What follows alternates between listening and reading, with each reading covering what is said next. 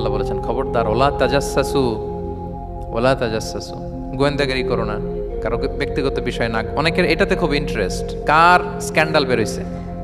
প্রায় দেখবেন যে এরকম দেখা যায় অমুক নেতার স্ক্যান্ডাল ফাঁস, অমুক নায়কের স্ক্যান্ডাল ফাঁস। তোমার স্ক্যান্ডাল কবে ফাঁস হবে এটা বলো। নিজের চরকায় তেল দিতে হবে, আরেকজনের কি হলো, তার কি ভুল আছে, দোষ ত্রুটি আছে, ওগুলো খুঁজে দেখার জন্য আল্লাহ আমাকে দুনিয়ায় পাঠায়। তাহলে আমরা যেন কারো প্রাইভেসি হ্যাম্পার না করি প্রিয় ভাইরা, এটা ইসলাম আমাদেরকে উৎসাহিত করে, নির্দেশনা দেয় যে আমরা কারো প্রাইভেট কোনো ইস্যু নিয়ে নাক গলাবো না, ব্যক্তিগত বিষয়ে নাক গলাবো না। কারো দোষ দেখলে এটা আমি গোপন রাখবো। কি করব? আনলেস ইউ আর এ জাজ, আপনি বিচারক, আপনার কাছে আসছে, তখন আপনি বিচার করবেন। কিন্তু এমনি এমনি আপনি জাজমেন্টাল হতে পারবেন না। You cannot jump to the conclusion, একটা কিছু আন্দাজে বলে ফেলতে পারবেন না। এই দায়িত্ব আপনাকে দেয়া হয়নি। ইসলামে ব্যভিচারের মতো কোনো বিষয় দেখলেও আপনি বলতে পারবেন না। ব্যভিচার, অ্যাডাল্ট্রি, ফর্নিকেশন, জিনা, এগুলো দেখলে আপনি বলতে পারবেন না। বললে 4 জন নিয়ে বলতে হবে একসাথে। আপনি 3 জন যে যদি কাজের কাছে বলেন যে এই ছেলে আর মেয়েকে আমি অপকর্ম করতে দেখছি, কাজী 3 জনকে নিয়ে আগে 80 টাকার বেত মারবে পিঠে, তো করে দেখতে বলছে কে? তোমাদেরকে এই কাজ অবজার্ভ করতে বলেছে কে? কারণ 3 জন মিলে এই উইটনেস হবে না। 4 জন উইটনেস যদি থাকে তাইলে তাও আমরা দেখছি বললে হবে না, তারপরও মায়ের।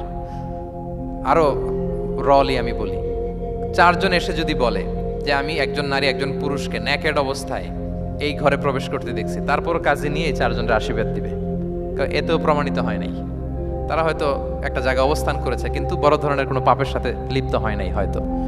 তার মানে একেবারে চাক্ষুষ, তাও নারী দিয়ে এই উইটনেস হবে না। 4 জন পুরুষ এই পাপ কাজের চাক্ষুষ সাক্ষী ছিল, এটা যদি বলে, সব কিছু যদি মিলে যায়, তারপরে তাদেরকে শাস্তি দেয়া যাবে। এর আগে সম্ভব না। এটা কোনো মানুষ কোনো পাপ কাজ এভাবে লোকচক্ষুর সামনে কখনো করে না। তার মানে দেখেন এটা কেন এরকম শক্ত করা হলো, যাতে আপনি না বলেন। কারণ বলতে গেলে আপনি আরো মাইর খাবেন, অপবাদের শাস্তি পাবেন। হ্যাঁ, ইফকের শাস্তি। ইসলাম কিভাবে মানুষের প্রাইভেসিকে হেফাজত করে।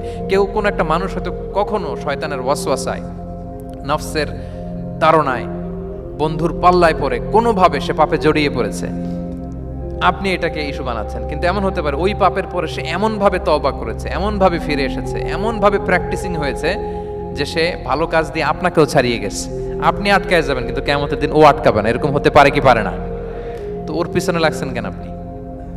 আপনি আপনার ইস্যু দেখেন, আপনি কতটা প্র্যাকটিসিং হতে পেরেছেন, আপনি কতটা শুদ্ধাচার আনতে পেরেছেন আপনার জীবনে, সেটা দেখতে হবে। এজন্য খবরদার, ওয়ালা তাজাসসু, গোয়েন্দাগিরি করো না, কারো প্রাইভেট বিষয় নিয়ে নাক গলাতে চেয়েও না। সুবহানাল্লাহ, হোয়াট এ রিলিজিয়ান! কত সুন্দর আমাদের ধর্ম! How lucky we are! আমরা কত ভাগ্যবান যে আল্লাহ তাআলা এই ধর্ম আমাদেরকে দিয়েছেন।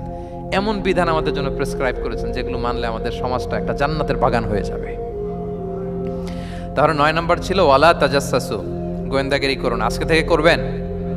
কারো মোবাইল ধরবেন, আর গ্যালারি দেখবেন, কারে কি মেসেজ করছিল পড়তে যাবেন, গোপনে তার ড্রয়ার খুলে তার চিঠি পড়বেন, আড়ি পাতবেন, উকি মারবেন, কারো গোপন বিষয় নিয়ে ইন্টারেস্ট দেখাবেন।